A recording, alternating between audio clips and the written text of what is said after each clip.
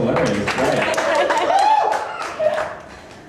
So I'll tell you a little bit more about it. It's his first time ever doing stand-up comedy. It's a tough thing to get into, I know, because I got into it. And so please make well, put your hands together for Bryce McKeon.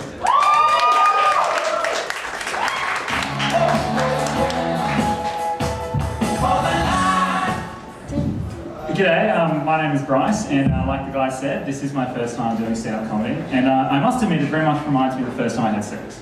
I mean, there's a lot of similarities between that night and this night. For instance, I'm actually really nervous. I'm not wearing any underwear, and I'm holding a 6-inch long cylinder that I don't know what to do with. Speaking of sex, I was watching Today Tonight the other night, my favourite show of course, and they had a story on there about 12-year-olds having sex. And I'm staring at the TV and I was shocked. Here they are, 12-year-olds having sex. Here I am, 18, getting none. Where's the justice? But the thing about Today Tonight, it's such an awful, crappy, melodramatic show. It's just stupid. It has the bad theme music, the little peggy reporter sits behind the desk. And every time I turn on, it's like, tonight, on Today Tonight, how you will die in your sleep. The one thing that won't cause you cancer. And he sees you when you're sleeping, he knows when you're awake. Is Santa Claus really a pedophile? I recently moved out of home, and being a full-time uni student and working part-time for a pittance, I really can't afford the greatest place. So at the moment, the place I'm living has a bit of a cockroach problem. The problem isn't them living there, I'm fine with that, as long as I don't have to see them. But the thing is, these cockroaches don't follow normal rules, they don't follow the natural, unwritten rules of cockroaches. I mean, I'll get home, I'll turn the lights, and there's a cockroach just sitting on the floor staring at me. And I'm like, hey, what's the big idea? You know the rule, I turn the lights, you scatter. Whenever I have to deal with bugs or vermin, such as spiders, mice, or Jehovah's Witnesses, I always feel so dirty. So I have to have a shower. Today I found out I'm part of the minority when it comes to that issue. Is it really so weird for someone to hop in the shower first, then turn on the water? At the moment, I unfortunately don't actually have a girlfriend, but I'm determined to stay motivated about it. I mean, no girlfriend means no sex. No sex means no herpes. Also, don't have to spoon. And I won't get a call in the middle of the night saying, "Hi Bryce, I'm pregnant." Having a baby to me would be the worst thing ever.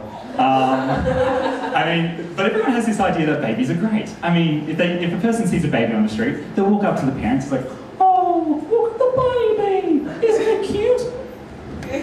If people realised how awful babies were, they'd walk up to the parents like, "Well, that's one ugly baby you got there." As a mother, did you feel great getting fat for 9 months before you pumped the little bastard out? Well, at least now it's born, it won't be a cripple on you financially, drive you crazy, or take up all your free time. I think the things that's turned me off kids so much is my own childhood. I mean, I had an awful, without a doubt, childhood. Okay, it wasn't that bad, but actually, the thing I hated most about my childhood was camping. And every school holidays we'd go camping. I just don't find any attraction to it. You spend a week in a tent, it's cold, it's wet, it's windy, it's awful. I mean, what's so great about the great outdoors? The only great thing I can think of is that every tree can be used as a toilet. Xmas was only just recently. Christmas is great. The one thing I don't really get with Christmas though is it's Jesus' birthday, but everyone else gets a gift. And then of course after Christmas is New Year's, and this was my first, only having just turned 18, this was my first New Year's out on the town. And I was just amazed by how everyone is feeling. It's like everyone's on ecstasy, whether this is achieved naturally or through alcohol or those pills the guy outside Cubes is selling. But everyone's just happy. I mean, 09, it's over, it was an awful year. We don't know why it's awful, it was just an awful year. 2010 is here, it's got to be better. So I thought I'd start the year off well by spending some private time with a lady. So what happens is I was in the club, scoping out the place out, deciding which ones were too slutty, which ones were too lesbian, which ones were out of my league, until I finally found one. So what happens is I waited until she walked up to the bar by herself, and I thought, now's my chance. I'll use my greatest pickup line ever, the one I've been saving for this special moment. So I walked up to her with my chest out, my chin up, leant on the bar. "Hey baby, I've got sweat rash between my legs. Want to see?" Thank you very much. I've been Bryce McKeon.